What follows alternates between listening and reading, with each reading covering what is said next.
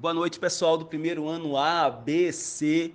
Pessoal, nessa aula de redação eu vou retomar algumas coisas que eu já tinha falado com vocês na aula passada. Lembram que eu falei para vocês que eu iria precisar trabalhar com um livro didático para poder a gente explorar o assunto gênero do discurso? Eu lembro também que alguns disseram que não tem o livro, e eu falei para ficarem tranquilos que eu iria colocar aqui no grupo de vocês sempre a foto, a imagem, o print das páginas que eu fosse trabalhar.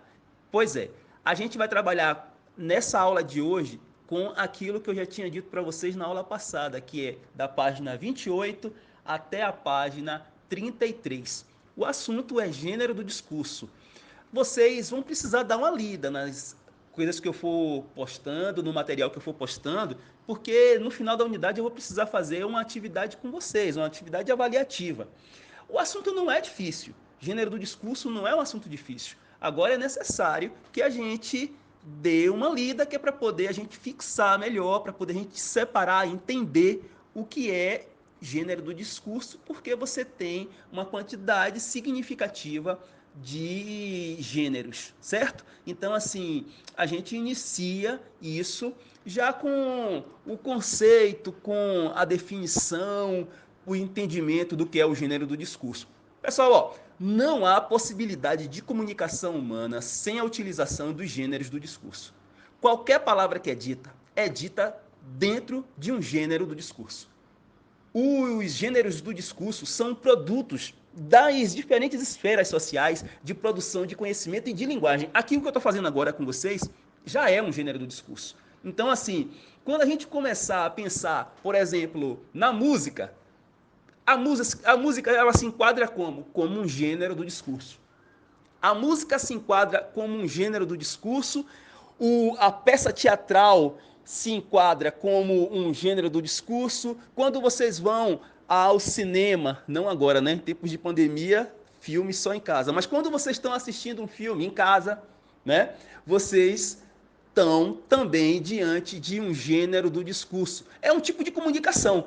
E essa comunicação, ela vai aparecer de diversas formas, de estruturas diferentes.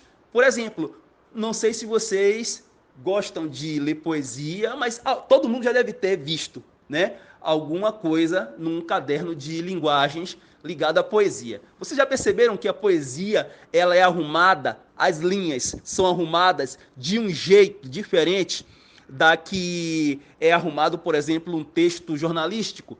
Percebem que na poesia você tem, por exemplo, um conjunto de linhas e geralmente esse conjunto de linhas ela é separada de um outro conjunto de linhas.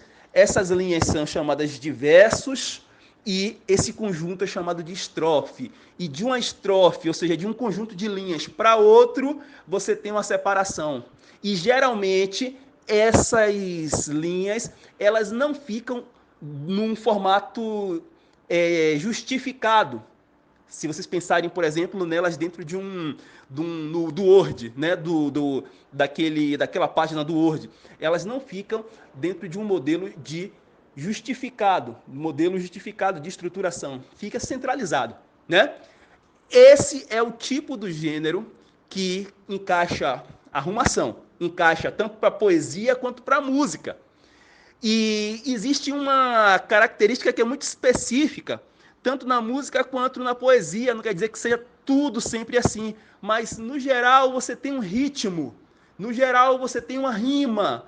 É diferente, por exemplo, de um texto jornalístico que você não fala, o jornalista não fala rimando, né? O jornalista ele não fala, por exemplo, tendo que obedecer a uma cadência, a uma batida, né? E isso tudo são gêneros. A gente separa os gêneros através de uma série de categorias. A gente vai entender tudo isso aí lendo os textos da página 28 até a página 33.